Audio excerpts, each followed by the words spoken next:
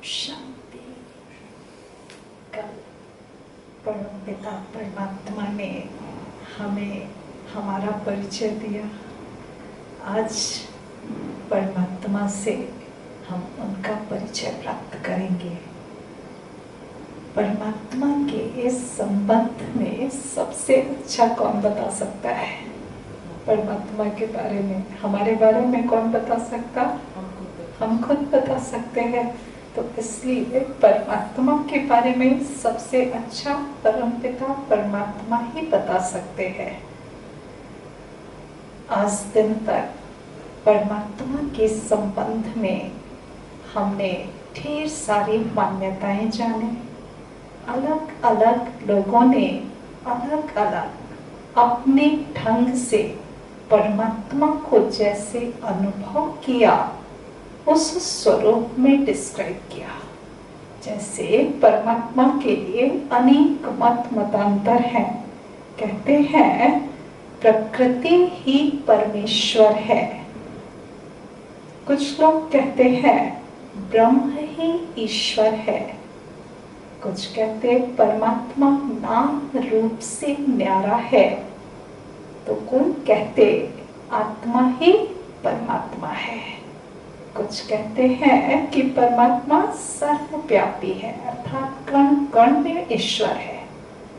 और कुछ ऐसे भी लोग हैं जो कहते हैं परमात्मा जैसी कोई चीज होती ही नहीं है ना। तो परमात्मा के संबंध में अनेक मान्यताएं हैं, अनेक मत हैं।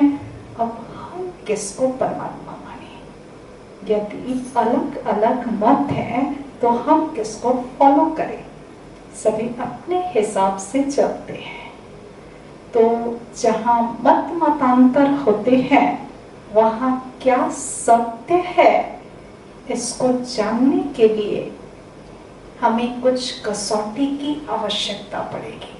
तो परमात्मा के सत्य स्वरूप को जानने के लिए यहाँ 5 कसौटियों का जिक्र किया गया है। इन 5 कसौटी पर कस के हम देखेंगे कि क्या सत्य है। ये 5 कसौटियां जो ली गई हैं, ये हमारी ही बिलीफ सिस्टम के आधार से बनाई गई हैं। जैसे हम किसी को भी कहें कि ये ईश्वर है, लेकिन अलग अलग स्वरूप को मानते हुए भी एक लाइन जरूर कहते हैं कि गॉड इज वन, ईश्वर एक है, ये मानते हैं। मानो यूनिवर्सल ट्रुथ, परमात्मा का एक ऐसा स्वरूप है जो हर धर्म में मान्य है। दूसरी बात, परमात्मा के लिए कहते हैं वो सर्वोच्च सत्ता है।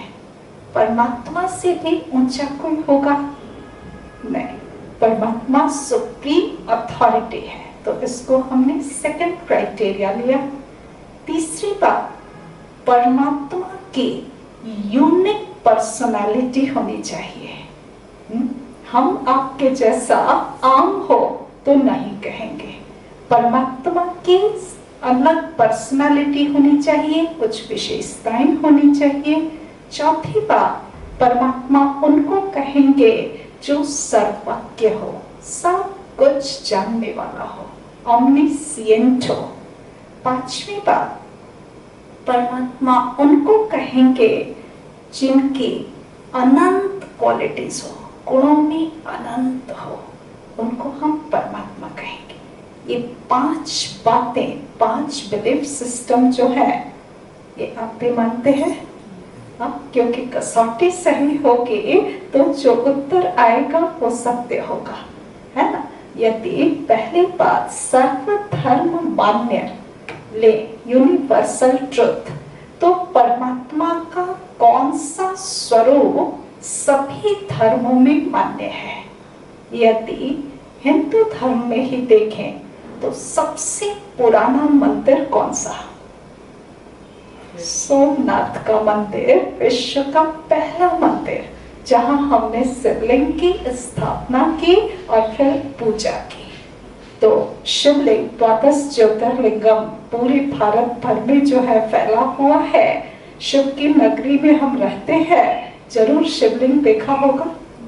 आज ज्ञान के आधार से शिवलिंग को समझेंगे कि शिव जो प्रतीक दिखाते हैं लिंग के रूप में, उसका वास्तविक रहस्य क्या है। जैसे शिवलिंग में 3 लकीर दिखाई जाती है। ये 3 लकीर ब्रह्मा विष्णु शंकर का प्रतीक है। इसमें एक वर्टिकल आई बना हुआ दिखाते हैं, खड़ी आंख दिखाते हैं। ये परमात्मा के त्रिकालदर्शी होने का प्रतीक है। इसके मध्य में एक बिंदी डालते हैं। ये बिंदी किसका प्रतीक है? ये ज्योति का प्रतीक है। बिंदी ज्योति का प्रतीक है।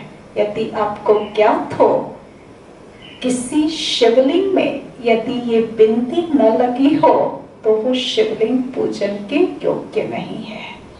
तो पूरी इतने बड़े लिंग में सबसे जास्ती महत्व किसका हुआ? बिंदी का, ज्योति का। इसीलिए शिवलिंग को ज्योतिर्लिंगम भी कहते हैं।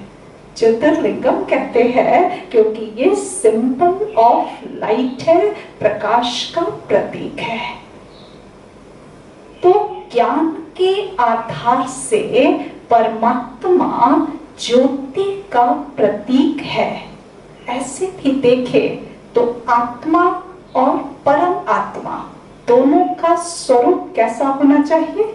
एक जैसा होना चाहिए। आत्मा का स्वरूप कैसा है? ज्योति स्वरूप, निराकार, पॉइंट ऑफ लाइट। तो हमारे पिता परम आत्मा का भी स्वरूप कैसा होना चाहिए? पॉइंट ऑफ लाइट के रूप में। तो अब हम ये देखें कि क्या ज्योतिर्लिंग को अर्थात शिव को शिव माना। अब यहाँ क्या समझेंगे? Point of light. शिव माना पॉइंट ऑफ लाइट, निराकार ज्योति बंधु। तो क्या इस स्वरूप को सभी धर्म की आत्माएं मानेंगी? हिंदू धर्म के देवी देवताओं को ही देखें तो वो किसको मानते हैं? जैसे रामेश्वरम के मंदिर में देखा होगा, राम जी ने किसकी पूजा की? शिव की। तो राम के भी ईश्वर नाम से ही विदित है। राम के भी ईश्वर कौन हो गए? शिव। गोपेश्वर नाथ के मंदिर में दिखाते हैं कि कृष्ण जी ने किसकी पूजा की? शिव की। तो गोप के भी ईश्वर कौन हो गए? शिव। शंकर जी किसकी आराधना करते हैं?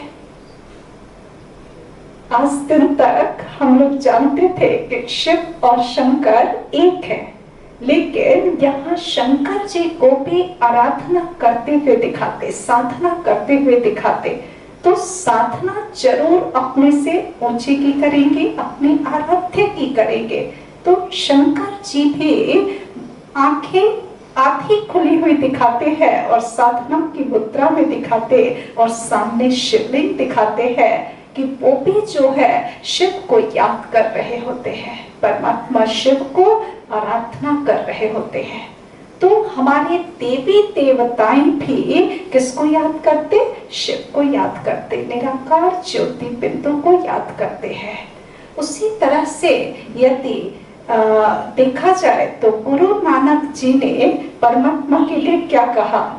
एक ओंकार निराकार सतनाम अकाल मूर्त कर्ता पुरुष निर्भव निर्वैर कह के वर्णन किया है। एक ओंकार, परमात्मा एक है और वो ओंकार है। हम उनको ओंकारेश्वर के मंदिर में पूजते हैं। वो सत्य नाम है, सत्य है। हम उनको सत्यम शिवम सुंदरम कहते हैं। अकाल मूर्त है, परमात्मा अकाल मूर्त है जिसको काल कभी खाता नहीं। हम उनको कालों के काल महाकालेश्वर के मंदिर में पूजते हैं। तो शब्दों की व्याख्या, शब्द अलग अलग फल कहे गए हैं, लेकिन सबका वर्णन जो है वो एक परमात्मा निराकार ज्योति बिंदु का ही इशारा है। हर धर्म में ऐसे ही वर्णन किया गया है। जैसे क्राइस्ट ने क्या कहा? क्राइस्ट ने कहा God is light, God is truth, I am the son of the God. परमात्मा लाइट है, प्रकाश है। अंग्रेजी में प्रकाश को लाइट कहें, हिंदी में हम ज्योति कहें, बात तो एक ही है ना। गॉड इज ट्रुथ, परमात्मा सत्य है। हम सत्यम शिवम सुंदरम कह रहे हैं।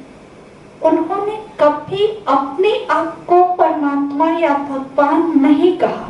जब क्राइस्ट को क्रूसिफाई किया गया उस समय उन्होंने क्या कहा, हे प्रभु इन्हें क्षमा कर देना क्योंकि ये नहीं जानते क्या कर रहे हैं।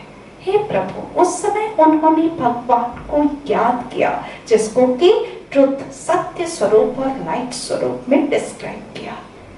हमारे मुस्लिम बंधु क्या करते हैं, क्या कहते हैं, अल्लाह नूर है। नूर माना प्रकाश, ज्योति, कहते हैं ना आंखों का नूर है, आंखों की ज्योति है। तो मुस्लिम बंधु भी अल्लाह को नूर के स्वरूप में देखते हैं और कहते हम उनके बंदे हैं। महावीर जी ने और गौतम बुद्ध ने, इन्होंने भी अपनी साधना के दौरान दिव्य ज्योति का साक्षात्कार किया था। तो परमात्मा के दिव्य ज्योति स्वरूप का वर्णन हर धर्म में है। हर धर्म वाले जो है परमात्मा को इस स्वरूप में मानते हैं। साईं बाबा ने क्या कहा, साईं बाबा ने कहा सबका मालिक एक, सबका मालिक मैं, ऐसा नहीं कहा। उन्होंने सबका मालिक एक इशारा परमात्मा की ओर दिया। जापान में एक 2.5 फीट का स्टैंड रखते हैं और थोड़ी सी दूरी पे नील डाउन होकर के बैठते हैं और एक छोटा सा पत्थर, निराकार पत्थर रखते, उस पे ध्यान केंद्रित करते। यहाँ भी मान्यता परमात्मा के निराकार स्वरूप की है ना। तो हर धर्म वाले परमात्मा के निराकार, ज्योति स्वरूप, लाइट स्वरूप, सत्य स्वरूप को मानते हैं। पर एक क्राइटेरिया से जो है हम नहीं मानेंगे। हमने 5 कसौटी रखी। दूसरी कसौटी है परमात्मा उनको कहेंगे जो सर्वोच्च हो, सबसे ऊंचा हो। यदि किसी देहधारी के लिए कहें, कोई भी हमारे देवी देवताएं ले लीजिए या धर्म पिताएं ले लीजिए जिन्होंने माँ के गर्भ से जन्म लिया है, कृष्ण जी हो, राम जी हो या क्राइस्ट हो या मोहम्मद साहब हो, गुरु नानक हो, सबने जो शरीर धारण किया वो माता के गर्भ से धारण किया। तो जिन माता पिता ने बच्चे को जन्म दिया, उन माता पिता का स्थान बच्चे से ऊंचा होगा या नीचा होगा? जरूर ऊंचा होगा। तो उनको फिर हम सर्वोच्च सत्ता कह सकते हैं। किसी भी देहधारी को, शरीरधारी को सर्वोच्च सत्ता नहीं कह सकते क्योंकि उनके माता पिता का स्थान उनसे ऊंचा होगा। सभी को दिखाते हैं कि गुरुकुल में पढ़ने गए। कोई भी शरीरधारी कुछ न कुछ शिक्षा लेंगे तो गुरुकुल में पढ़ते दिखाया, तो जो शिक्षक पढ़ा रहे थे उनका स्थान स्टूडेंट से ऊंचा ही होगा ना। शिव के माता पिता का नाम बताएं। शिव के कोई माता पिता नहीं दिखाया जाता। क्यों? क्योंकि वो सबसे ऊंचा है। उनका कोई माता पिता नहीं, वो माता पिता के भी माता पिता है, वो टीचरों के भी टीचर है, गुरुओं के भी गुरु सतगुरु है। परमात्मा को कहीं से भी ज्ञान हासिल करके और हम सबको सिखाने की आवश्यकता नहीं है। क्यों? क्योंकि वो ज्ञान का सागर खुद ही है। परम पिता परमात्मा, निराकार ज्योति बिंदु शिव, ये सर्वोच्च सत्ता है। इनका कोई माता पिता नहीं, कोई टीचर नहीं, कोई गुरु नहीं, वो खुद गुरुओं के भी गुरु सतगुरु है। तो सर्वोच्च सत्ता हो गया ना। तीसरी बात, परमात्मा उनको कहेंगे जिनकी यूनिक पर्सनालिटी हो। जैसे जो भी शरीरधारी यदि जन्म लेते हैं तो जिन्होंने भी ये शरीर धारण किया इस दुनिया में, उनको एक ना एक दिन शरीर छोड़ना पड़ेगा। जितने भी देवी देवताएं देख लीजिए, कृष्ण जी को भी दिखाया, शरीर लिया, शरीर छोड़ा। राम जी ने भी शरीर लिया, शरीर छोड़ा। क्राइस्ट ने भी शरीर लिया, छोड़ा। यदि नहीं छोड़ा होता तो आज प्रेजेंट में मौजूद होते। तो इस दुनिया में जो भी आत्माएं आती हैं उनको शरीर लेना है तो छोड़ना भी है, अर्थात जन्म मरण के चक्र में आ जाती है। यहाँ जो भी जन्म लेता वो सुख यदि पाता है तो दुख भी भोगना पड़ेगा। सुख दुख के चक्र में आ जाते हैं, पाप पुण्य के चक्र में आ जाते हैं। जो भी इस दुनिया के चक्र हैं, यहाँ आने वाली आत्माएं उन चक्रों में फंस जाती हैं। तो एक चक्र में फंसी हुई आत्मा दूसरी चक्र में फंसी हुई आत्मा को निकाल सकती है? नहीं निकाल सकती। उसके लिए कोई ना कोई ऐसा गाइड चाहिए, लिबरेटर चाहिए जो इन चक्रों से ऊंचा हो, न्यारा हो। वो कौन है?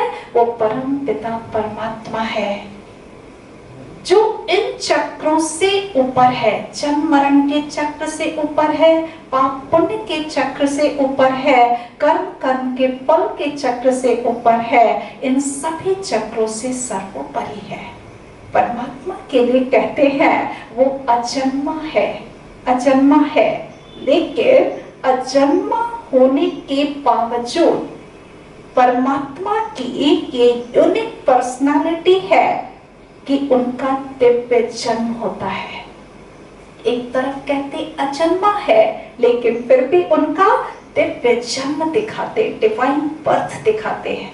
गीता के ही 16वें अध्याय में डिस्क्राइब किया हुआ है कि परमात्मा खुद कहते हैं कि मैं प्रकृति के पांचों तत्वों को वशीभूत करके स्वयं भू हूँ।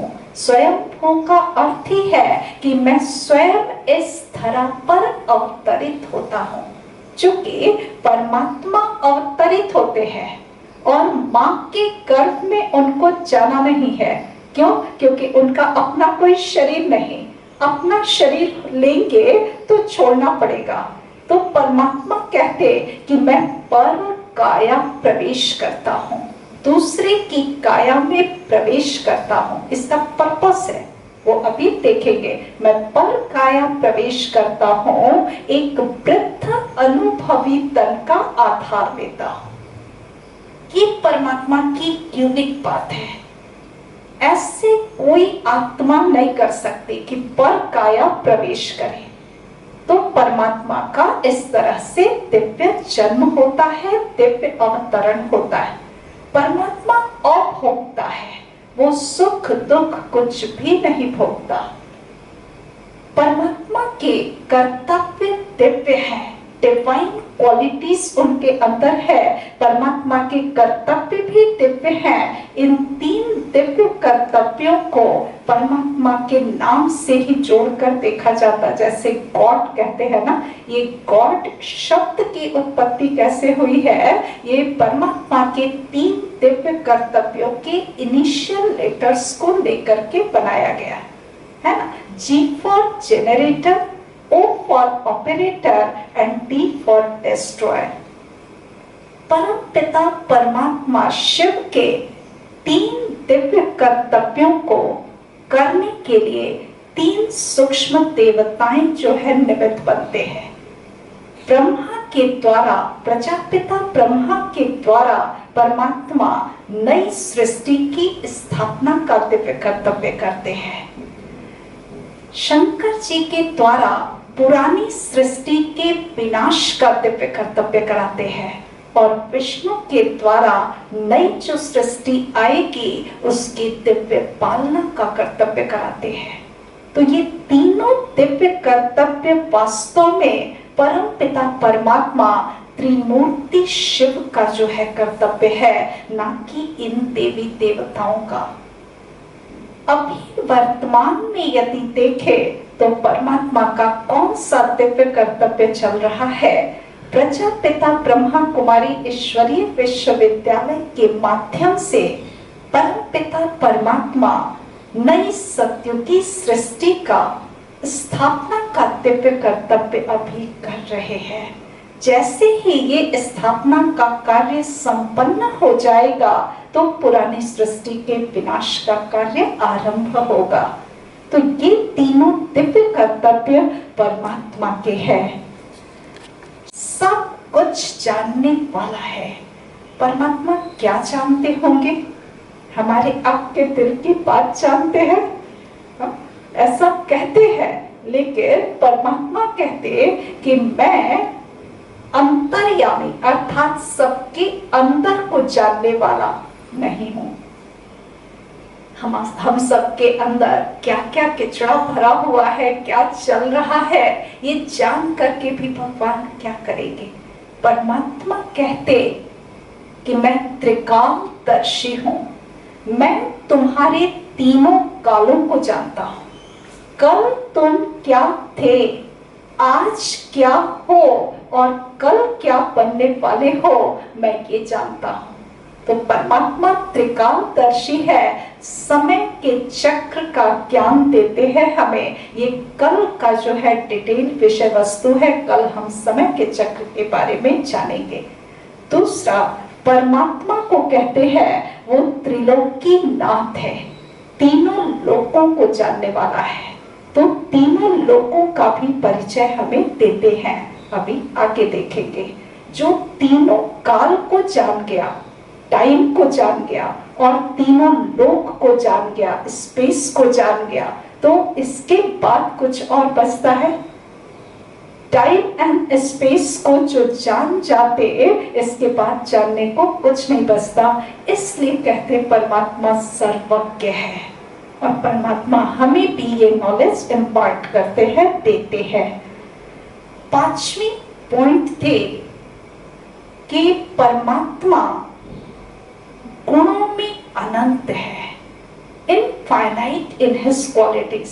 परमात्मा का स्वरूप डिस्क्राइब किया कि वो ज्योति बिंदु है। कहते रूप में वो बिंदु के समान है, पर गुणों में सिंधु के समान है। सिंधु माना अपार, अखुट, जो कभी खत्म ना हो।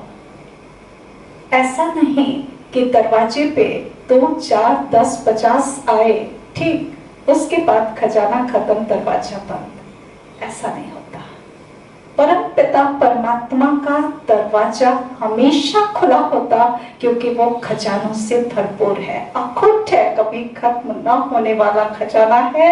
इसलिए ही शास्त्रों में गायन है कि यदि पूरी धरती को कागज बना ले और जंगल की लकड़ियों से कलम बना ले, पूरी सागर को स्याही बना ले और स्वयं ज्ञान की देवी सरस्वती परमात्मा की महिमा लिखने बैठ जाए तो भी लिख ना सके। इतनी अपरम अपार महिमा है परमात्मा की। और यदि लिखे तो कहते तीनों लोक शब्दों से भर जाए। ऐसी महिमा एक निराकार ज्योति बिंदु परमात्मा की ही हो सकती है, किसी शरीरधारी की नहीं। हम भक्ति मार्ग में गाते भी थे कि हम प्रेम, तू प्रेम का सागर है, हम एक बूंद के प्यासे हैं। तू शांति का सागर है, ज्ञान का सागर। माना जिस गुण की तुलना करते उसको सागर से तुलना करते हैं। यदि किसी शरीरधारी के लिए ये महिमा गाए तो शरीर के अपने लिमिटेशंस होते हैं। बॉडी का आत्मा जैसे ही बॉडी में प्रवेश करती तो वो लिमिट में आ जाती है ना। तो ये परमात्मा को लिमिट में नहीं बांध सकते, परमात्मा अनलिमिटेड है। तो ये पांचों क्राइटेरिया फुलफिल करने वाला कौन? निराकार ज्योति बिंदु परम पिता परमात्मा शिव, जो कि हमारा दिव्य चक्षु विधाता है। हमारे भी तीसरे नेत्र को, ज्ञान चक्षु को खोलने वाला है। कल परमात्मा ने हमें हमारा परिचय देकर के हमारे दिव्य चक्षु को खोला। आज परमात्मा ने अपना परिचय देकर के चक्षु को और खोला। इस 7 दिन के कोर्स में हमारा दिव्य नेत्र, तीसरा नेत्र पूर्ण रीति से खुल जाता है।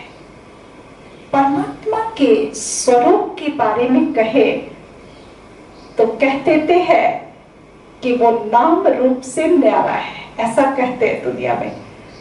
जिसने इतनी दुनिया, बड़ी दुनिया क्रिएट की, हर चीज का नाम भी है और रूप भी है, क्या उसने अपने लिए ही कोई नाम रूप नहीं रखा होगा?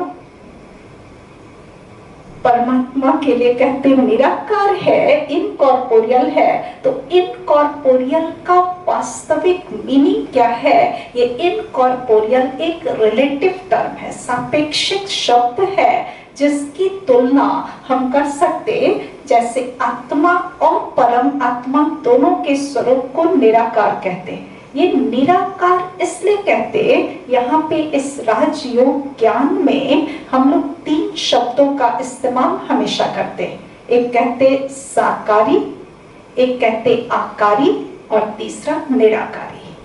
तो साकार अर्थात कॉर्पोरियल का मतलब होता है जैसे हड्डी मांस से बना हुआ शरीर, ये कॉर्पस है, इसको कॉर्पोरियल कहेंगे।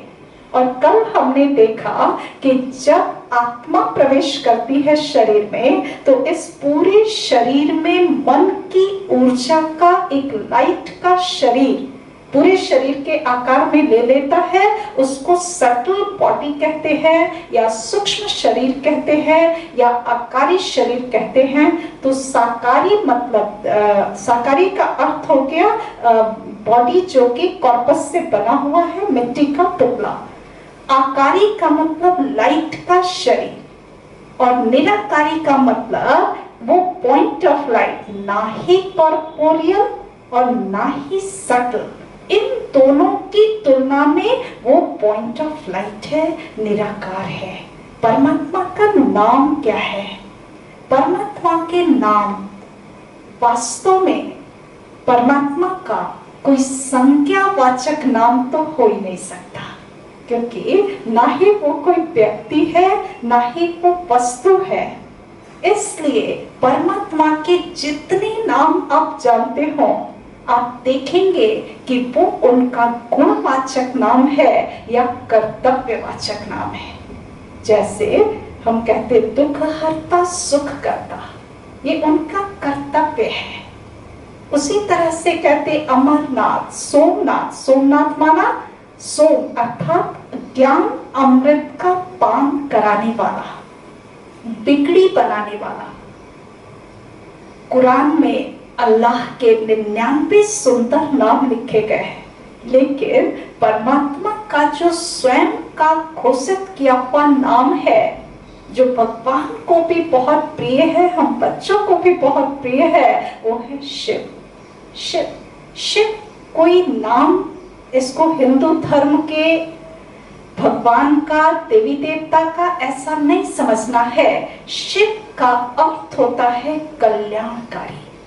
परमात्मा हर एक आत्मा के लिए, हर धर्म की आत्मा के लिए कल्याणकारी है, इसलिए उनका नाम शिव है।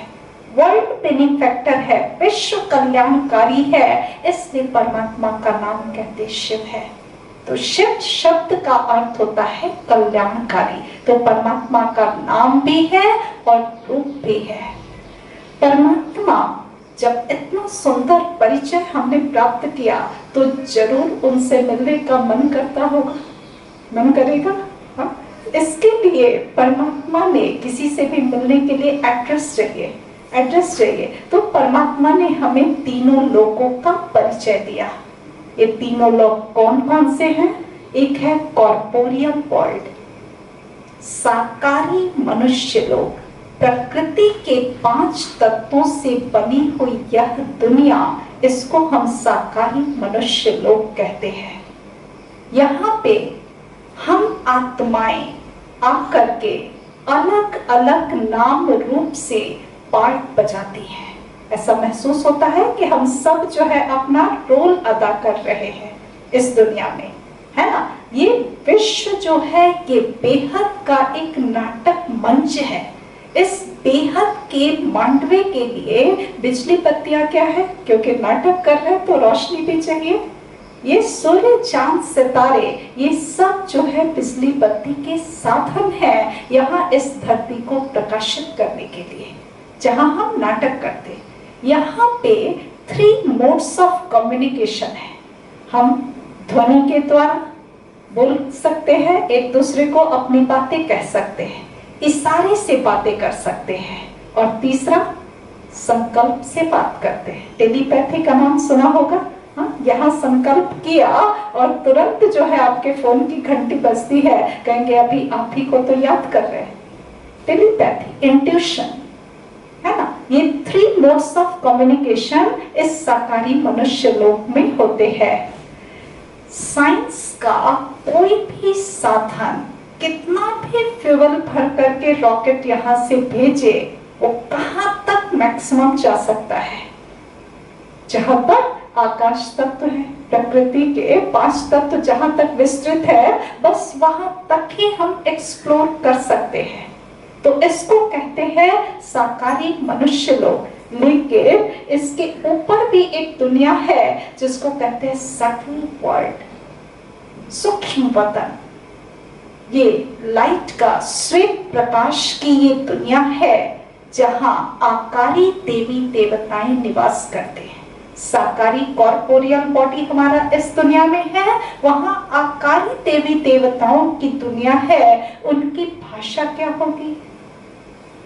एक दूसरे से कैसे कम्युनिकेट करते होंगे? टॉकी तो वहां हो ना सके, है ना। वहां मूवी लाइट है ना, तो इशारे से बातें हो सकती है। और दूसरा संकल्प, संकल्पों से ही देवी देवताएं बात करते। इसका प्रूफ आज के भी डेट में हम देख सकते हैं। जैसे मंदिर में जाते हैं तो मंदिर में क्या चिल्ला चिल्ला के अपनी बातें रखते? नहीं, आपने मन ही मन संकल्प किया और आपको दृढ़ विश्वास होता है कि उन्होंने सुन लिया। क्यों? क्योंकि आत्मा को ये ज्ञात है कि देवी देवताओं की भाषा यही है।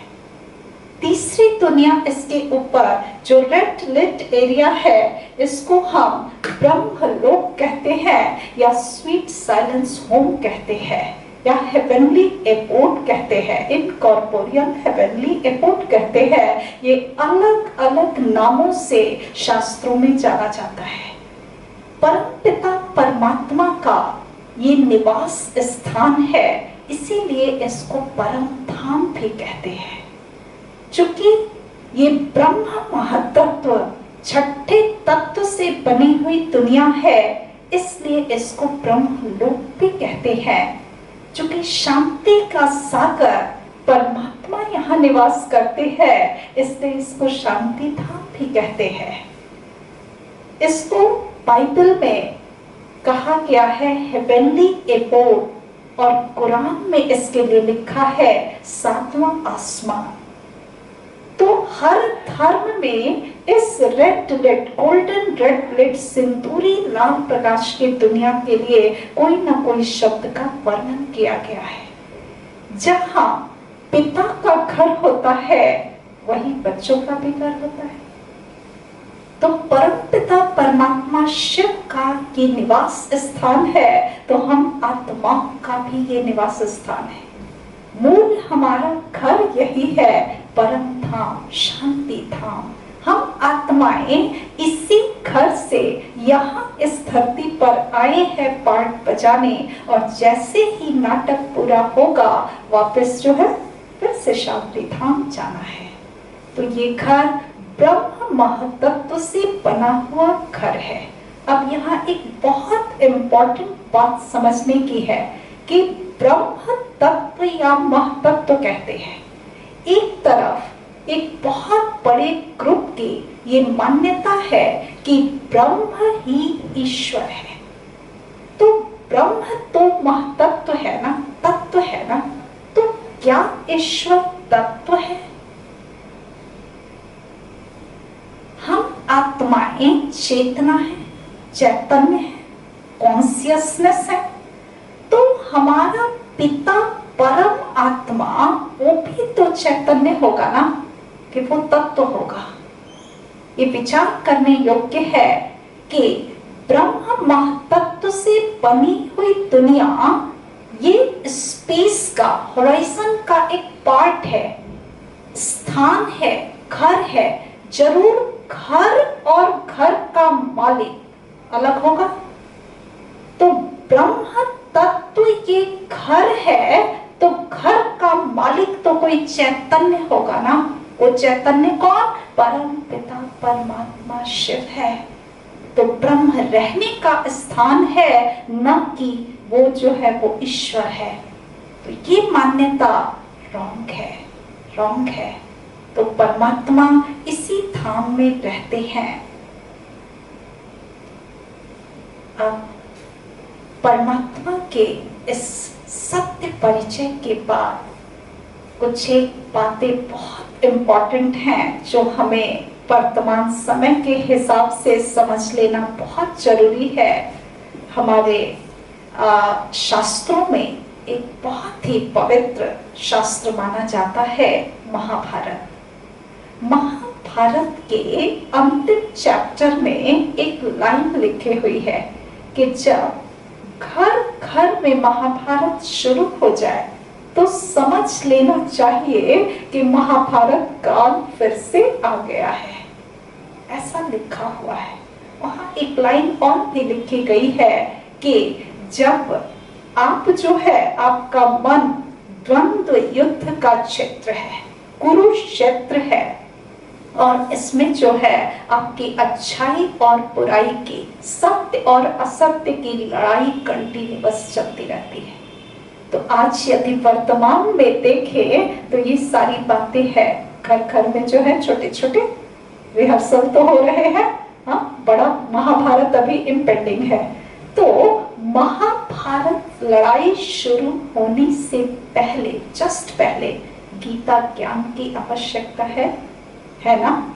तो जब गीता ज्ञान की आवश्यकता है तो जरूर गीता के भी भगवान को यहाँ आना होगा। क्यों? क्योंकि गीता में ही परम पिता परमात्मा भगवान ने ये वायदा किया है, यदा यदा ही धर्मस्य, जब जब धर्म की अति ग्लानि होती है तब मैं आता हूँ अधर्म का विनाश करके एक सत्य धर्म की स्थापना करने हेतु। तो आज वर्तमान समाज में धर्म की अति ग्लानि का स्वरूप चारों तरफ दिखाई दे रहा है। तो ये राइट टाइम है कि परम पिता परमात्मा को अपने वायदे प्रमाण इस धरती पर आ जाना चाहिए।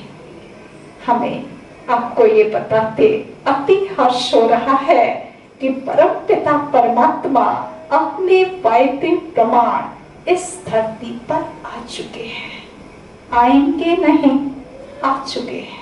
इस ईश्वरीय विश्वविद्यालय की स्थापना किसने की? परमात्मा ने आकर के स्वयं रचना की है इस विद्यालय की। और गीता ज्ञान लाइफ में अभी परमात्मा हम सबको दे रहे हैं। एक गीता का ही तो ज्ञान हम सुन रहे हैं ना। गीता में क्या है? आत्मा का ज्ञान, परमात्मा का ज्ञान, परमात्मा के दिव्य स्वरूप का परिचय परमात्मा ने दिया गीता में, अपने दिव्य स्वरूप का।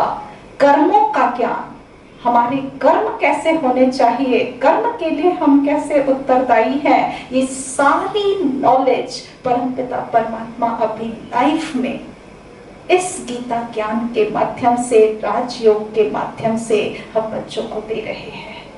तो परमात्मा अपने वायदे प्रमाण अभी आकर के नए युग की, नई दुनिया की स्थापना का दिव्य कर्तव्य कर रहे हैं। हमें जरूर इसका लाभ उठाना चाहिए, है ना। एक बहुत बड़ी मान्यता है परमात्मा के लिए। आई थिंक हम सब ये पहले मानते थे, आप भी मानते होंगे कि परमात्मा सर्वव्यापी है। कण कण में ईश्वर का निवास है। आज हमें जरूर ये समझ लेना चाहिए कि परमात्मा यदि कण कण में होता कुछ एक बातें अपने आप में कॉन्ट्राडिक्ट कर रही है। जैसे हम यदि ये एक तरफ मान रहे हैं कि गीता में भगवान ने कहा कि यदा यदा ही धर्मस्य ग्लानिर्भवति भारत, जब जब धर्म की ग्लानि होती है तब मैं आता हूँ। यदि भगवान ये कह रहे हैं कि मैं आता हूँ, माना यहाँ रहता नहीं हूँ, तो या तो गीता में किया गया वायदा गलत है या सर्वव्यापी का ज्ञान गलत है। दोनों में से कोई एक ही बात ट्रुथ होगी ना। लेकिन धर्म की, और ये भी सोचने की बात है कि परमात्मा के यहाँ रहते हुए क्या धर्म की अतिग्लानि संभव है? धर्म की अतिग्लानि भगवान यहाँ है, कण कण में है, सबके हृदय में है, फिर भी क्या ये संभव है? लेकिन धर्म की अतिग्लानि तो देखने में आ रही है ना। तो इससे ये प्रूफ होता है कि परमात्मा यहाँ रहते नहीं हैं, परंतु आते हैं जब धर्म की ग्लानि होती है।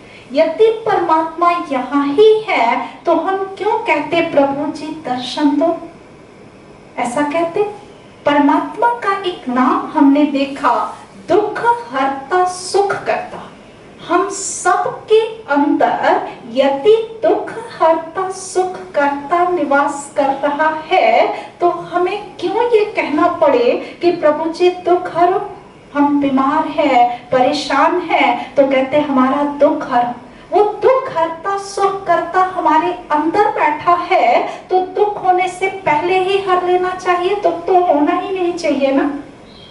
तो इससे ये प्रूफ होता है कि परमात्मा हमारे अंदर नहीं है। इन दो दृश्यों को ध्यान पूर्वक देखिए।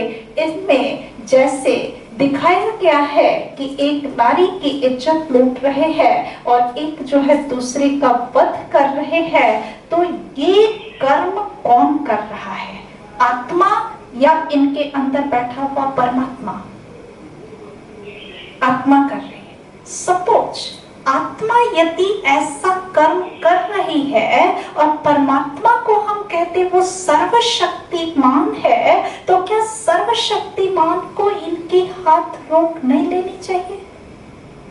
अच्छा, मान ले उनका परमात्मा उस समय सो रहा होगा, जिनकी इज्जत लूटी जा रही है, जिनका वध हो रहा है, जो विक्टिम है, उनके अंदर भी तो परमात्मा है ना।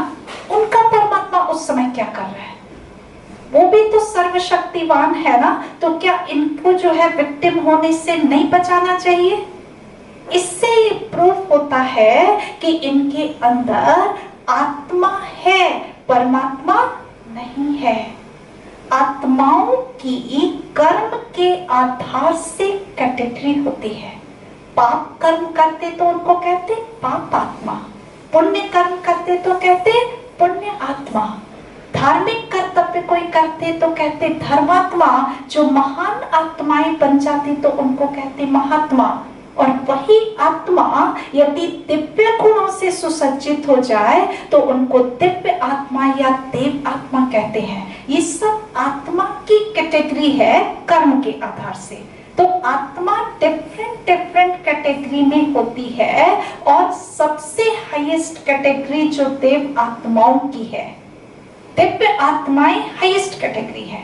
लेकिन कोई आत्मा ये चाहे कि हम कुछ ऐसा कर्म कर ले कि परमात्मा करके परमात्मा नहीं बन सकते। आत्मा आत्मा ही रहेगी, मैक्सिमम हाईएस्ट डिग्री वो अचीव करेगी तो क्या बनेगी? देव आत्मा बन सकती है। तो इसका अर्थ आत्मा और परम आत्मा दोनों अलग अलग है।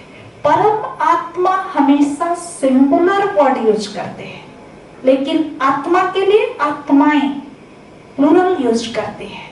माना आत्माएं अनेक हैं, परमात्मा एक है। तो हम सब के अंदर परमात्मा है ये कहना रॉन्ग है। और यहाँ ये भी कहना रॉन्ग है कि आत्मा सो परमात्मा।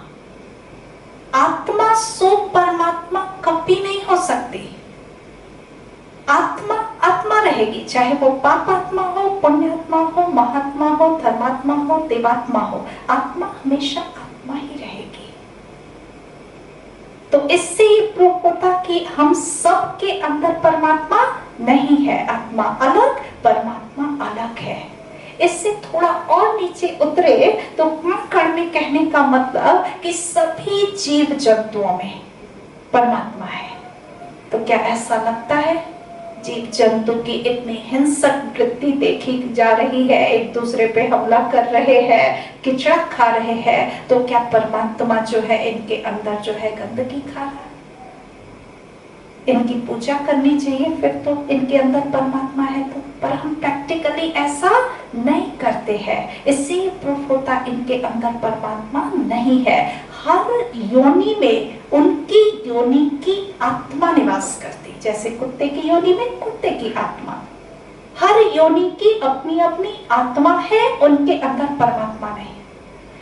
उसी तरह से कण कण में कहने का मतलब हर एक वस्तु में परमात्मा है। माना इसके अंदर परमात्मा है, टेबल में परमात्मा है, कुर्सी में परमात्मा है, सब में परमात्मा है। ऐसा नहीं है, ऐसा नहीं। देखा जाता है कि जहां गुणी होता है उसका गुण अवश्य झलकता है। जैसे लास्ट प्रूफ परमात्मा ने दिया कि यदि आग ले लो, आग का गुण है गर्म, आग का गुण है बिल्कुल लाल, आग के अंदर कोयला डाल दो, क्या होगा? बिल्कुल लाल हो जाएगा, गर्म हो जाएगा। क्यों? क्योंकि आग का जो गुण है वो उसके ऊपर ट्रांसफर हो जाता है। सपोज एक तरफ हम कह रहे हैं कि परमात्मा गुणों का सागर है, शांति का सागर है, प्रेम का सागर है। दूसरी तरफ हम कह रहे हैं कि यहाँ कण कण में भगवान है। तो सोचो कैसा वो गुणी है जिसका एक भी गुण इस दुनिया में अभी दिखाई नहीं पड़ रहा है। प्रेम का सागर कण कण में है, तब तो प्रेम की धारा बहनी चाहिए थी ना। शांति का सागर यदि यहाँ है तो दुनिया में तो शांति ही शांति होनी चाहिए थी ना। तो कैसा वो गुणी है जिसका गुण ही दिखाई नहीं पड़ता? इससे प्रूफ होता है कि परमात्मा यहाँ कण कण में निवास नहीं करते हैं। इसीलिए दो और प्रूफ है कि हम जब भी ग्रीफ में होते हैं, दुखी होते हैं, तो भगवान को याद करने के लिए हमारी नजर कहाँ चली जाती है? ऊपर की ओर। हम देखते हे भगवान, क्यों नहीं हम अपने अंदर ही देख लेते, एक दूसरे के अंदर झांक लेते, यहाँ नजदीक होता भगवान को देखना पाना, है ना? लेकिन नहीं, आत्मा परमात्मा के संग रही हुई है, उसकी मेमोरी में ये बातें हैं कि परमात्मा परम धाम में है। इसी तरह से आपस में एक दो को सावधानी भी कभी कभी देते, देखो ये जो गलत काम कर रहे हो ना, इसको ऊपर वाला देख रहा है। क्यों नहीं कहते जो तुम्हारे अंदर है वो देख रहा है, जो इनके अंदर भगवान है वो देख रहा? ऐसा नहीं कहते, कहते ऊपर वाला देख रहा है। माना परमात्मा परम धाम में रहने वाला है, वो सर्वव्यापी नहीं है।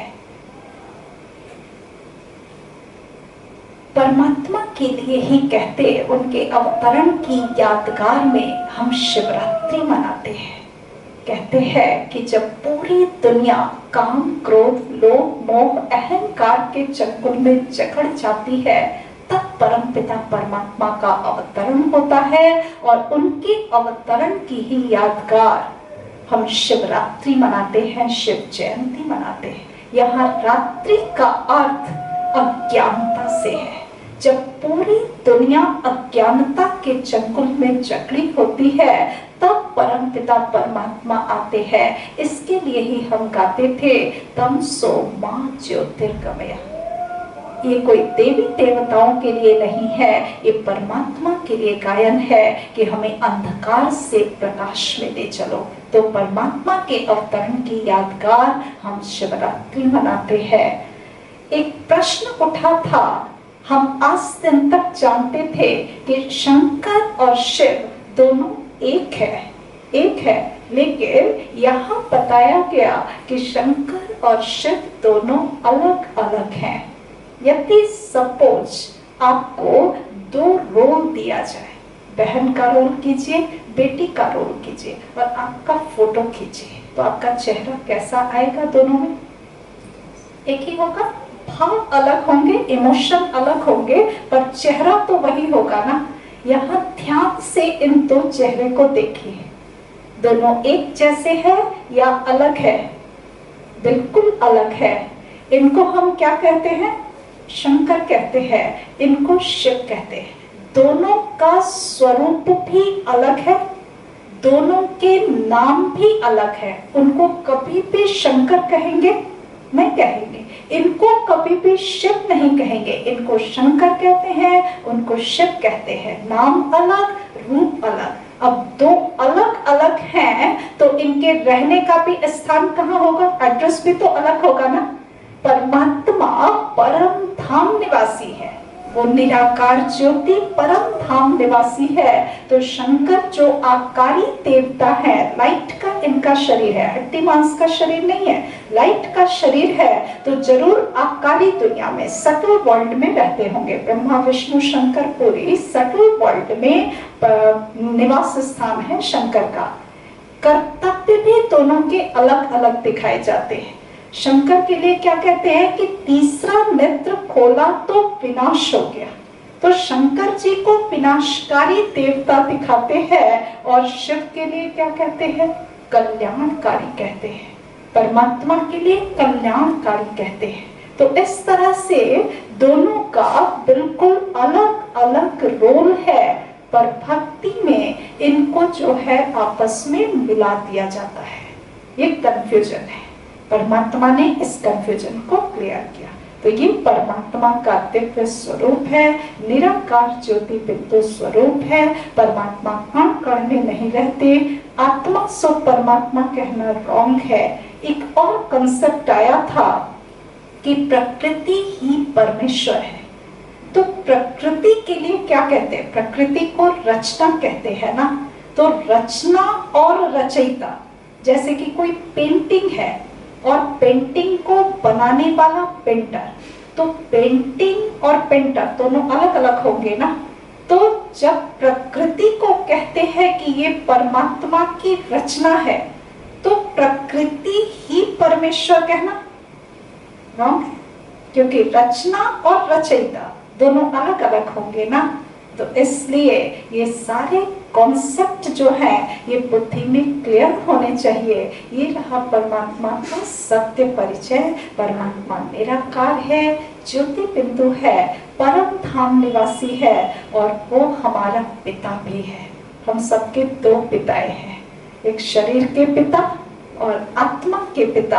आत्मा के पिता परम आत्मा।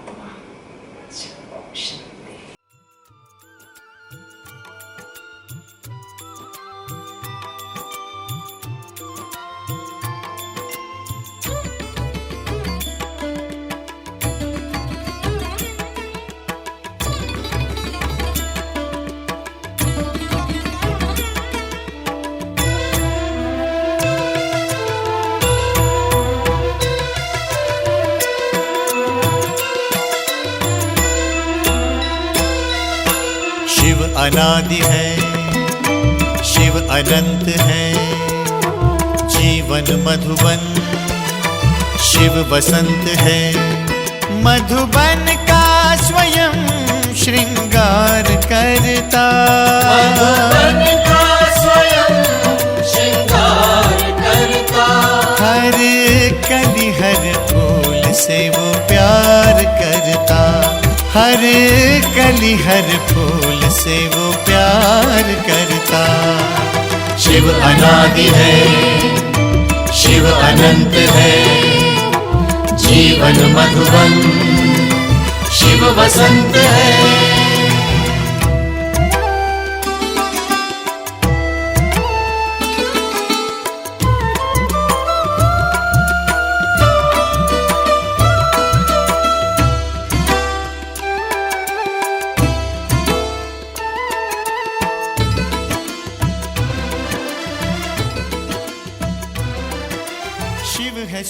हम सूर्य की किरण